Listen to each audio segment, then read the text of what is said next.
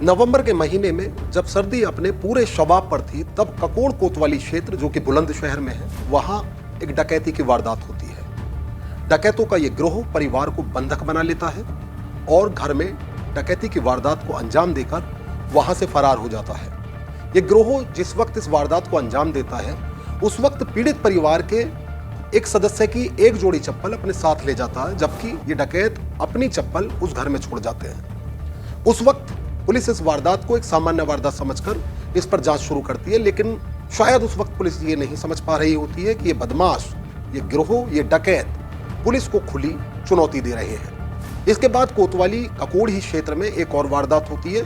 अब जो कोतवाली की दूरी है वो डकैत और कम कर देते हैं और डकैत जो चप्पल उस परिवार की उठाकर लाए होते हैं वो इस परिवार के यहां छोड़ जाते हैं। डकैतियों का यह सिलसिला एक महीना बदस्तूर जारी रहता है। करीब एक महीना में 8 डकैतियों की वारदातों को अंजाम दिया जाता है।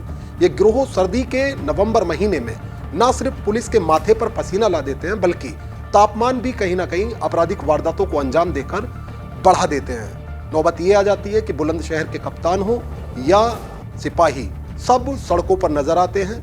गांवों में मुखबिरों को सक्रिय किया जाता है, प्रधान खुद पहरा दे रहे होते हैं, लेकिन बदमाश एक के बाद एक डकैती की वारदातों को अंजाम दे रहे होते हैं। आखिरी डकैती बदमाश ककोड़ कोतवाली के पीछे डालते हैं। लेकिन कौन है ये डकैत और क्यों ये इतनी आसानी से इन वारदातों को अंजाम दे रहे थे?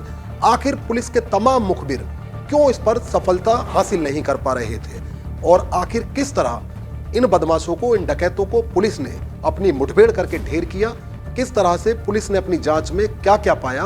वो सब कुछ जानने के लिए हम बुलंदशहर के तत्कालीन एसएसपी और गाजियाबाद के वर्तमान एसएसपी मुनिराज जी के साथ मौजूद हैं। ये आपको उन डकैतों के बारे में बताएंगे और ये भी बताएंगे कि आखिर उन डकैतों का वारदात देने का तरीका क्या था। सर, सबसे पहले आपका बहुत स्वागत है विभाग रिपोर्ट। थैंक यू सर, जो वारदात हुई लगातार, एक पत्रकार के तौर पर अगर मैं अपना अनुभव शेयर करूं, मैं भी लगातार उनको कवर कर रहा था, तो ऐसा लगता था जैसे बदमाश खुली चुनौती पुलिस को दे रहे हैं। ये चप्पल छोड़ते थे वहां पर और एक बताया जाता था उस दौरान कि ये कुल्हाड़ी रखते थे हथियारों के साथ। जिस घर में वारदात को अंजाम देते थे वहां सोते किसी भी सदस्य के सिर पर ये कुल्हाड़ी रख देते थे। जो गैंग वर्कआउट हुआ है, ये पता चला ये सोनू अहिरिया गैंग है। हम ये केस कैसे वर्कआउट किया है, उसके लिए हम लोग पूरा जनपद बुलंदशहर की टीम ने बहुत मेहनत किया है। उस टीम का मैं अभी भी मैं उसका धन्यवाद, बहुत बधाई देना चाहता हूँ। उस समय हमारा एसपी सिटी और एसपी क्राइम और हमारा सीओ साहिबान सब लोगों ने मेहनत किया है। और ये गैंग हमको जो बुलंदशहर में जो लगातार डकैती पड़ी थी, उस समय नवंबर से दिसंबर 25 तक 2017 में जो डकैती 3 थाना क्षेत्र में हो रही थी, ककोड़ और कोतवाली देहात और कुर्जा देहात के बीच में थाना क्षेत्र में, और चौड़ा रेलवे स्टेशन सेंटर पॉइंट में उसका दाहिने तरफ 5 किलोमीटर, बाएं तरफ 5 किलोमीटर के बीच में कई मकानों पर लोग डकैती डाला था यह गैंग। और लगातार घटना, सबसे पहले घटना लगभग नवंबर 13-14 तारीख बीच में हुई थी। और पहले घटना में ककोड़ थाना क्षेत्र में हुआ था, रेलवे लाइन से मुश्किल से 3-4 किलोमीटर आसपास हुआ था। और वहाँ पे पुलिस गई थी और पहले पुलिस ने कहा था सर ये लूट है, 3-4 लोग आया है और घर पे मोबाइल कुछ पैसे लेके चले गए, इस तरह का पुलिस ने हमको ब्रीफ किया था। और उसके बाद उसके 3-4 दिन के बाद दोबारा ये घटना पड़ी थी ककोड़ थाना क्षेत्र में। वहाँ पे 2 मकान पर लोग जो घर के आंगन में सो रहे थे उसको पकड़े, जगाया और उसके बाद सबको घर वाले को सबको जगा दिया। उसके बाद उनको सभी लोग के एक कमरे में बंद करा दिया और उसके बाद पूरा मकान का तलाश लिया। वहाँ पे सोना ज्वेल्स जो भी मिला ये सब लेके भागा मैंने। और तीसरा घटना भी इसी तरह का हुआ था ककोड़ थाना क्षेत्र में, और वो तीसरा घटना थाना का पीछे 500 मीटर दूरी पर हुआ था। उस दिन हमने डॉग स्क्वाड भी ले आया था, फील्ड यूनिट सब लोग गया था। हम खुद दिन में गया था, सुबह भी गया था, घटनास्थल पूरा देखा। और उसके बाद हमको लगा ये कोई गिरोह सक्रिय यहाँ पे, इस गिरोह को ख़त्म करना है और इसको सब पकड़ना है। इसके लिए हम खुद फील्ड में उतरा था।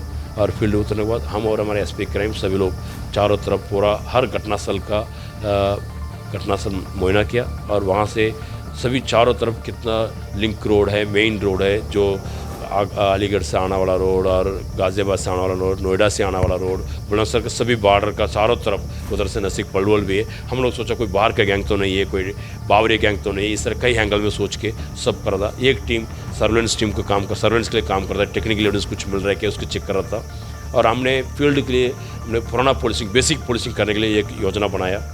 चलो हम लोग जनपद में कितना भी रिजर्व पुलिस है, सबका लगभग तीनों थाना क्षेत्र के बीच में 200 कर्मचारी का रात में पिकेटिंग ड्यूटी लगवाया। और उसके साथ साथ हमने एसएचओस का, सीओस का निर्देश दिया, सभी गांव वालों से मीटिंग करा के वहाँ गांव को प्रधान और नौजवान से और चौकीदार से रात में सब पैरा कराने के लिए भी उन लोग भी हर मोहल्ला पर हर गांव उन लोगों ने पैरा कराने के लिए भी मैंने निर्देश दिया था। उसी तरह को उन लोग भी करा था। रात में हम भी स्वयं निकल जाता था। इस तरह का लगातार 5 घटना होने के बाद, और फिर भी पुलिस ड्यूटी लगाने के बाद भी 2 घटना हो गया। फिर भी हमको लगा और भी इतना फोर्स लगाने के बाद भी कैसे इन लोग आ रहा है, इसका मतलब कुछ ना कुछ गड़बड़ है। और फिर भी स्ट्रैटेजी बदला हमने।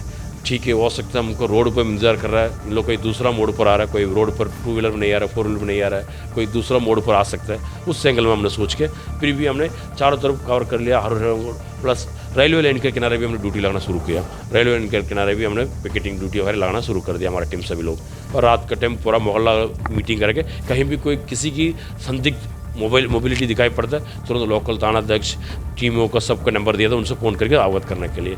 अब इस तरह का चल रहा था। और आखिरी घटना लगभग शायद दिसंबर 24-23 के आसपास हुआ था घटना। लगातार लगभग 8वां घटना होगा शायद, 8वां घटना है। और उस दिन भी हम इसी तरह के लगातार, मैं भी पिछले जो घटना का समय लगातार रात में निकलता था, पैदल गश्त करता था रात में, गाड़ियों में पूरा थाना क्षेत्र में पिकेटिंग चेक करता था, सब जगह संदिग्धों को चेकिंग करता था, सब चीज़ करता था। वो आखिरी घटना के दिन हम रात में निकल के गया था सिटी से। पहले कोतवाली देखा 76 चौड़ा चौकी से क्रॉस होके वहाँ से एक गांव पड़ी थी गंगरोल, वहाँ से क्रॉस करके ककोड़ से जाके कुरजा देखा, कुरजा सब लौट के वापस 3-3:30 बजे के आसपास निकल रहा था। मैं हाईवे पर आया, तुरंत वायरलेस के माध्यम सूचना मिला कोतवाली देखा चैनल चौड़ा चौकी क्षेत्र में एक घर पे डकैती पड़ी। वहाँ पे जो बदमाश आया है वहाँ पे पूरा घर का डकैती डाला। और उसके बाद एक महिला का मारपीट, उनका पिटाई करके उनके सिर पर चोट है, और एक बुजुर्ग व्यक्ति के लेके भाग गया, किडनैप करके ले गया। और उसको सूचना मिलते मैं 8 मिनट में घटनास्थल पहुंचा। घटनास्थल पहुंचने के बाद वहाँ पे उसके पहले हमारी टीम लगातार गश्त करे, इसलिए तुरंत 5 मिनट में हमारा बाकी सीओ साहिबान कोतवाली दिघा क्षेत्र का एसएचओ चौकी इंचार्ज वगैरह सब पहुँच गए। जो घायल व्यक्ति के लेके थाना पर पहुँच गया, जो किडनैपिंग करके ले गया था उनके भी पीछे पड़ के गन्ना के खेती में वो भी मिला। उसके मिलने के बाद उनके भी ले जाके हम लोग हॉस्पिटल एडमिट कराया। उसके बाद मैंने तुरंत पूरा जनपद का टीम को सबको एक्टिवेट कराया, सभी अपना टाइम में चेकिंग कराएंगे। और जो टीम अपना पॉइंट में हम हमारा बाकी क्राइम ब्रांच टीम सभी लोग, हमने जो आदमी मिला था जो बुजुर्ग व्यक्ति, उसके जाके मौके से हम पीछे हमने उसका मौके घटनास्थल से तुरंत पैदलों का निशान, अपराधी को पैदलों के निशान के आधार पर 4 टॉर्च लाइट के माध्यम से 5 किलोमीटर कोम्बिंग पीछे पड़ रहा था, वो हम लोग पीछे जा रहा था। और जो टीम रेलवे स्टेशन में पहले भी इंतजार कर रहा था, वहाँ पे भी पिकेटिंग करके उन लोग, और यहाँ से पीछे से हम जा रहा था, वहाँ का अपना सामने देखने के बाद अपराधी लोग ने पुलिस का ऊपर हमलावर किया। पुलिस मौके पर उनको जो भी फायरिंग में 2 लोग घायल हुआ था। बाद में उनसे पकड़ के पूछताछ करने से पता चला इनके साथ 10-12 लोग आ रहा था। इन लोगों ने घटना करने के बाद फैसले लेकर अलग अलग हिस्से में भाग गया था। इन लोग ट्रेन पकड़ने के लिए आ रहा था, उसकी पुलिस के देखिए उन लोग फायरिंग करने लगा, और हम लोग भी उसको पकड़ने की कोशिश करें। सब पूरा वहाँ मौके पर 2 लोग पकड़े। आखिरी घटना के दिन हमारा घटना का एक जो लगातार डकैती वारदात हो रही थी, उसका गैंग का 2 सदस्य को पकड़ा। बाद में उनसे पूरा अच्छी इंट्रोगेशन किया, और उनके इंट्रोगेशन करने से उन्हें पता उनके साथ 12-13 लोग तो टोटली उस गैंग का लीडर एक सोनू हैरिया था, और उनका पापा और उनके साथियों कई लोग था। और उन्होंने ये बताया था इन लोगों ने। और हम लोग अलग अलग इलाका से शाम को टाइम हाजिर था 16 रेलवे क्षेत्र में, जो रेलवे स्टेशन 16 रेलवे स्टेशन के पास हाजिर था वहाँ पे। और आए के रेलवे स्टेशन से उतरने के बाद हम लोग पूरा कपड़ा बदल जाता, और वहाँ पे आम को बाग में वहाँ पे जो हमारा पुराना जो घटना करते समय जो कपड़ा था उसको छुपा कर रखता था, असला रेलवे लाइन के किनारे छुपा कर रखते थे हम लोग। और ये सब हम लोग लेके रेलवे लाइन के 5 किलोमीटर 2-3 किलोमीटर आगे जाता था, पीछे जाके वहाँ पे जो आखिरी मकान है वहाँ पे अंदर डकैती मारता था हम लोग। इस तरह के उन्होंने घटना करता। उनका हाथों में लगभग हर सबके पास राइफल, पिस्टल, तमंचा लेके जाते हैं इन लोग, कई हथियार लेके जाते, कई रुन पर।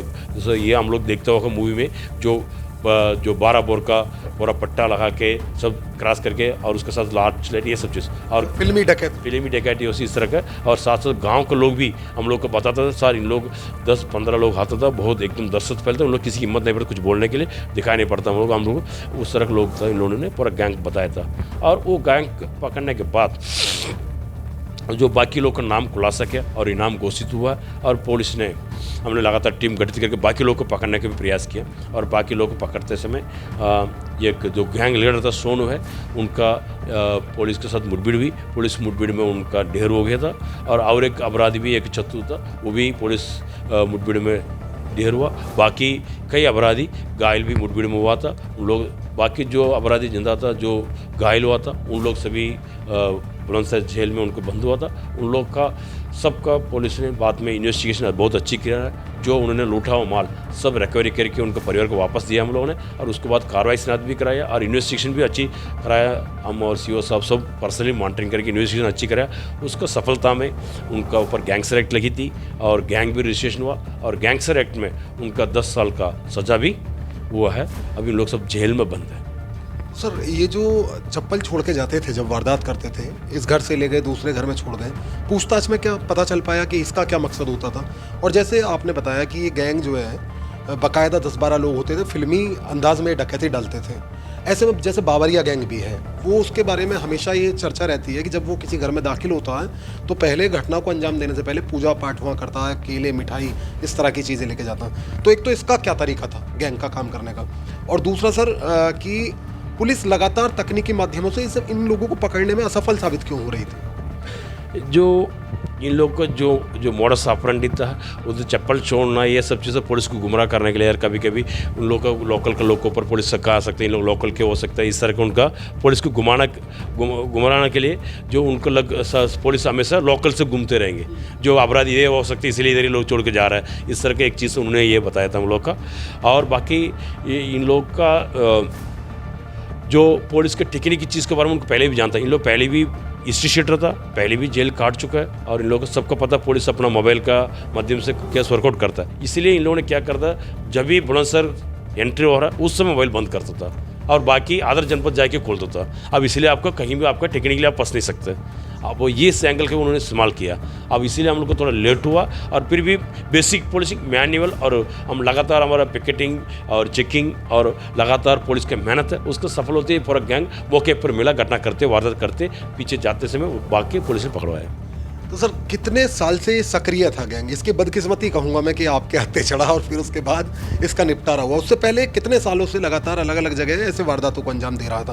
पूछताछ में क्या सामने आया था? अरे उन लोग तो पिछले उनका पापा जो सोनू है, सोनू को पापा ऑलरेडी जेल काट चुका था ऑलरेडी 8 साल और उन लोग का पूरा लगातार अलग अलग लोग का गाँव बढ़ा के करता, मैनपुरी ईटा और कई फिरोजाबाद तक उन लोग करता। वो उसके पहले 10-15 साल से कर रहा था लोग लगातार घटना। यहाँ एनकाउंटर में 2 लोग ढेर हो गए, बाकी कितने लोगों को सर सजा हुई है? अब बाकी 10-11 लोग का सजा हुआ, अब सब जेल में लोग।